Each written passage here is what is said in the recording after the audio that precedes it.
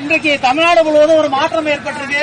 குறிப்பா இணையதளங்கள்ல 2 தினங்களா என்னன்னா எம்ஆர்பி ரேட்டை விட கூடுதலா விற்கக்கூடாதுன்னு தமிழ்நாடு அரசு உத்தரவு போட்டிருக்காங்க. விஜய் அவர்களும் ஒரு பைசா கூட மக்கள் மனத்தை திருட மாட்டேன்னு உத்தரவு போட்ட நிலையில கடந்த 3 தினங்களாக பட்டுக்கோட்டையில இந்த கடையில பாத்தீங்கன்னா 140 ரூபா போட்டு 160 ரூபான்னு விற்கிறாங்க. 280 ரூபா ஃபுல்லா 300 ரூபான்னு விற்கிறாங்க. தொடர்ந்து இது சம்பந்தமா சமூக ஆர்வலர் ராஜபாண்டிய அண்ணன் இருக்கு. தமிழக மக்கள் முன்னேற்ற கழகம், நான் தஞ்சை தெற்கு மாவட்ட செயலாளர்.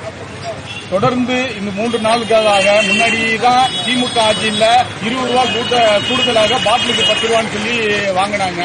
முன்னாடினாவது செந்தில் பாலாஜிக்கு போகுது, அங்க போகுது, இங்க போகுதுன்னு சொன்னாங்க. ஆனா இன்னைக்கு 3 நாட்களாக பாட்டிலுக்கு 20 ரூபா கூடுதலாக விற்பனை செய்யும் மதுபான கடைகளை ஆய்வு பண்ண சொல்லி நடவடிக்கை எடுக்க சொல்லி டிஎஸ்பியிடம் மனு கொடுக்க போறோம். பாட்டிலுக்கு 20 ரூபா வாங்குறாங்க ஸ்டிக்கர் ஒட்டி. இதை உடனடியாக தமிழக அரசு மாவட்ட நிர்வாகம் நடவடிக்கை எடுக்குமாறு தாழ்மையோட கேட்டுக்கொள்கிறோம்.